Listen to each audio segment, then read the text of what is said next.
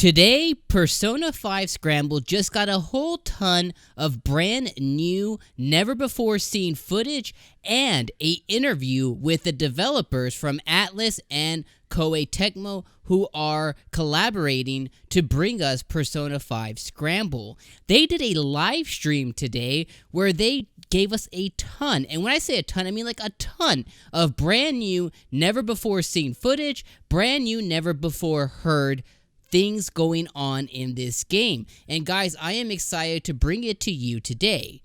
What's going on YouTube? What's going on, boys and girls? I am Dom from the Game Looters, and here I am here to bring you a ton of Persona news. If it's your first time here, I'm a huge Persona fan, and I am super excited for Scramble. Now, that wasn't always the case. When this game originally got announced, I was like, oh no, a Musou game with Persona, my favorite series of all time? They can't be doing this. But little did I know that they're going to do it so right, and I am so excited. Linked right up above, I give you a video of why I tell you that I was wrong about this game, but today I'm here to bring you the cold, hard facts of what's new in Persona 5 Scramble. So like I said, there was a huge, and I mean a huge, stream that went on today for over 2 hours, and I'm here to kind of compact everything into this one video of what you need to know about Persona 5 Scramble. So instead of watching 2-3 hours of footage and going through a bunch of articles, I bring you exactly what you need to know from a bunch of different sources like Gamatsu and others, and I'm going to tell you on what you need to know. Now today I'm going to break down everything in new things that you probably didn't know. I'm going to tell you about the story. I'm going to tell you about the system of the game, and then I'm going to tell you about some exclusive stuff that may be exclusive to the platform that you're going to play on, whether it's the PlayStation 4 or the Nintendo Switch. So let's go ahead and start talking about things you probably didn't know. So this game, guys, is basically complete. The development for this game is about 90% complete, they're saying. From now on, so from here until February 2020, when the game releases in Japan, they're basically just going to be fine-tuning, and they're going to be focusing on just basically making the game the best that it can be from here on forward. Over here in the West, hopefully that means that they're also focusing on getting this voiceovered and getting this localized for the West, so maybe we can get it closer to that February 2020 date, unlike Persona 5 Royal that we had to wait 6 months. Many Persona fans in Omega Force, which is the Koei Tecmo people, are actually working on the game. They are bringing the game to a very high quality level, so that's really good news to hear if you're a Persona fan. Rather than simply being an action game where you just rush about wildly, thank God, there will be a proper story with character growth and the like, which is very unlike things that we've seen in Musou games before. If you played Fire Emblem Heroes, or Warriors, I'm sorry, if you play Fire Emblem Heroes or Hyrule Warriors, then you know there's not very much story. It's just beat 'em up, beat 'em up, beat 'em up. Some character models have been borrowed from Persona 5, while some are brand new and newly created, so the art style is exactly the same as Persona 5, which is amazing. This game is being made to be received as one of the mainline Persona 5 series, so it's going to be a mainline game in Persona. Now, whether it's a confidant or story characters, they're going to be making an appearance, but what we really don't know is if all the characters will be making an appearance. They're holding that kind of close to their chest. What I need to let you know is there's shooting in this game, so you know how like Joker has a gun, things of that nature, so you're going to be able to have a gun and different types of weapons in the game. When you summon a persona, you can choose a skill with the up and down buttons, and also the protagonist can change personas with the left and right button. So if you're playing the protagonist, let's say you're playing Joker at that time, you could change personas going left or right, which is pretty cool.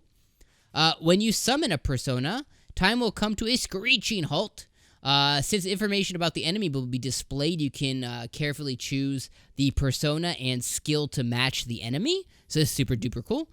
SP is important. Strategies like striking the enemy's weakness or swallowing up a wide scope of enemies are essential. When you shoot a gun, time will come to a halt. So you shoot a gun, time will come to a halt. There's also charge shooting, so you're going to have to charge your shots. And each character will have their own gun, but some of them, like I said, have unique weapons. Depending on the battle, you can also escape. You can run away. Don't worry. You can get away. with the Phantom Move ability, so it's a brand new ability in here. Nimble movement and attack actions using background objects such as traffic lights and street lights are also possible. You can go from shooting to pursuing an enemy, so that's actually really cool. The concept of buffs and debuffs are also in the game, which is super important. If you're a Persona fan, you know that it's very important in your strategy to debuff your enemy or buff yourself and your party, so that's really cool they brought this over. You wouldn't think that, but again, this is a Musou-style game, so you have to remember that as you're hearing this, that they're not describing a new Persona game, they're describing a Musou game. By striking the enemy's weakness, it'll become a technical hit and deal greater damage. So, again, strategies on how you're going to be doing it. By lowering enemies' shield gauges, which is right next to their HP gauge, you can unleash one more and general attacks, which is cool. It's really cool that you can do one more attack. You can summon a persona while in mid-air. So, while you're jumping, you can get a persona right out, which is super awesome. You can attack by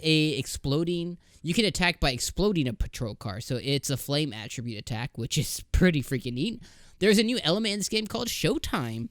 So Showtime is going to be in this game, and since Joker can switch his personas, he will have different showtimes for each. So each persona will have their unique showtime, and because Joker has multiple, he will have a ton of different ones, which makes me excited to see what their animations will look like. You can become friends. You can befriend a persona, and Persona Fusion is also in this game. So if you're like me, I got super lost in fusing personas and just trying to collect them all. So that is in the game, and that makes me super duper excited. So now talking about the story. So you know, a lot of times I got questions on this on my last YouTube video, people saying, where is this in the timeline? So really, it's going to be about a half of year since parting from each other. So half a year since Persona 5.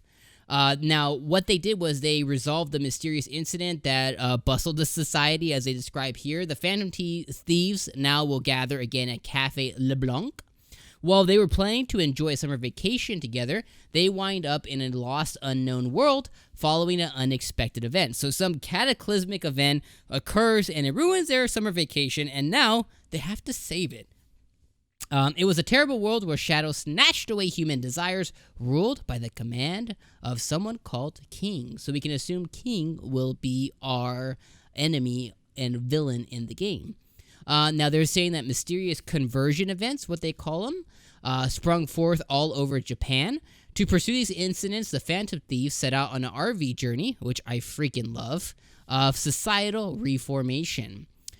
New characters that are key to the story will also appear. So there are brand new characters in this game, including Sophia, which is the girl that you've seen in the videos or pictures with the red hair. She's kind of the main one of the trailer that they showed off when they originally showed off the game. She's a girl who lost her memory, apparently. There's also a character called Zenkichi Hasegawa. He is a skilled public safety police officer. So police officer Zenkichi Hasegawa. As the characters travel to various cities in Japan, Atlus is hoping to bring out aspects to the characters not originally shown in Persona 5. So I love that Atlus is so invested in this. It makes me super excited to play this. They wanted to pick the Phantom Thieves as teenagers having fun. There's a notion of wanting to reward the Phantom Thieves that worked so hard in Persona 5 with a summer vacation. I guess it's not really a reward if you look at it that way. The setting is going to consist of more than just 5 cities that have been previously announced. The girl Sophia, so the one with the red hair, is a girl the Phantom Thieves will meet in a different world. She's going to cooperate with the Phantom Thieves in hopes of being a quote-unquote good neighbor to humans. So weird. Her codename is Sophie, and her weapons are a yo-yo and a blaster. Freaking dope. She specializes in recovery skills. She controls a being similar to Persona called a Pythos. Remember that? It's going to be called a Pythos. Zenkichi Hasegawa, again, the police officer, is currently right now not known whether he'll become an ally or if he'll be an enemy. Both of them are going to be heavily involved in the main story.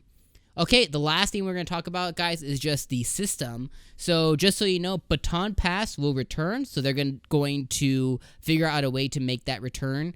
All-out attacks are going to make a return in this game as well, and they can be activated without stopping the flow of the action, which is good because, again, Musou style game.